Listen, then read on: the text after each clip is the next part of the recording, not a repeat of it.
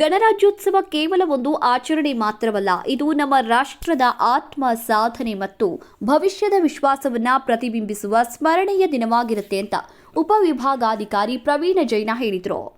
ಸೋಮವಾರ ಬೈಲಹೊಂಗಲ ನಗರದ ಪುರಸಭೆಯ ಶೂರಸಂಗೊಳ್ಳಿ ರಾಯಣ್ಣ ಪ್ರೌಢಶಾಲೆ ಮೈದಾನದಲ್ಲಿ ತಾಲೂಕಾಡಳಿತ ಆಶ್ರಯದಲ್ಲಿ ನಡೆದಂತಹ 77ನೇ ಗಣರಾಜ್ಯೋತ್ಸವದ ಧ್ವಜಾರೋಹಣ ನೆರವೇರಿಸಿ ಮಾತನಾಡಿ, ಜನತೆಗೆ ದೇಶಾಭಿಮಾನ, ರಾಷ್ಟ್ರೀಯತೆ, ಸಮಾನತೆ ಮತ್ತು ಪ್ರಜಾಸತ್ತಾತ್ಮಕ ಮೌಲ್ಯಗಳ ಸಂದೇಶ ನೀಡುವಂತಹ ದಿನ ಇದಾಗಿದೆ.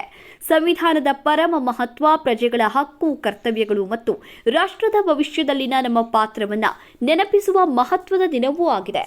ರಾಷ್ಟ್ರದ ಪ್ರಗತಿ, ಅಭಿವೃದ್ಧಿ, ಸವಾಲುಗಳು ಮತ್ತು ಭವಿಷ್ಯದ ದೃಷ್ಟಿಕೋನಕ್ಕೆ ಸಂಬಂಧಿಸಿದ ಸಂದೇಶವನ್ನ ನೀಡಿದರು. ಭಾರತದ ಸಂವಿಧಾನ ಸಮಾನತೆ, ನ್ಯಾಯ, ಸ್ವಾತಂತ್ರ್ಯ, ಭ್ರಾತೃತ್ವ ಮತ್ತು ಧರ್ಮ ನಿರಪೇಕ್ಷತೆ ಎನ್ನುವಂತಹ ಮೂಲ ಮೌಲ್ಯಗಳನ್ನು ಘೋಷಿಸುತ್ತೆ. ಈ ಮೌಲ್ಯಗಳೇ ಭಾರತದ ಅಭಿವೃದ್ಧಿ ಮತ್ತು ನಾಗರಿಕರ ಜವಾಬ್ದಾರಿಗಳ ಆಧಾರವಾಗಿದೆ ಅಂತ ಹೇಳಿದರು. ಶಾಸಕ ಮಹಾಂತೇಶ ಕೌಜಲಗಿ ಅಧ್ಯಕ್ಷತೆ ವಹಿಸಿ ಮಾತನಾಡಿದರು. ಸಂವಿಧಾನ ಶಿಲ್ಪಿ ಡಾಕ್ಟರ್ ಬಾಬಾ ಸಾಹೇಬ್ ಅಂಬೇಡ್ಕರ್ ರಚಿಸಿದಂತಹ ಸಂವಿಧಾನವನ್ನು ಪ್ರತಿಯೊಬ್ಬರೂ ಪಾಲನೆ ಮಾಡುವ ಮೂಲಕ ಶಾಂತಿಯುತ ಸಮಾಜ ನಿರ್ಮಿಸುವುದಕ್ಕೆ ಸಾಧ್ಯ. ಯುವಕರು ಹೆಚ್ಚು ದೇಶ ಪ್ರೇಮ ಮೈಗೂಡಿಸಿಕೊಂಡು ಸ್ವಾವಲಂಬಿ ಬದುಕನ್ನ ಕಟ್ಟಿಕೊಂಡು ದೇಶದ ಪ್ರಗತಿಗೆ ಶ್ರಮಿಸಬೇಕು ಅಂತ ಹೇಳಿದರು.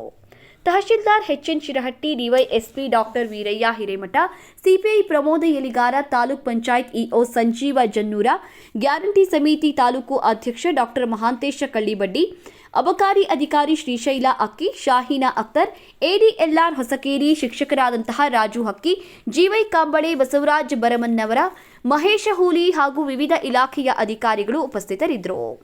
ಪೊಲೀಸ್ ಇಲಾಖೆ, ಎನ್ಸಿಸಿ ಹಾಗೂ ವಿವಿಧ ಶಾಲೆಯ ವಿದ್ಯಾರ್ಥಿಗಳಿಂದ ಆಕರ್ಷಕ ಪಥಸಂಚಲನ ಜರುಗಿತು.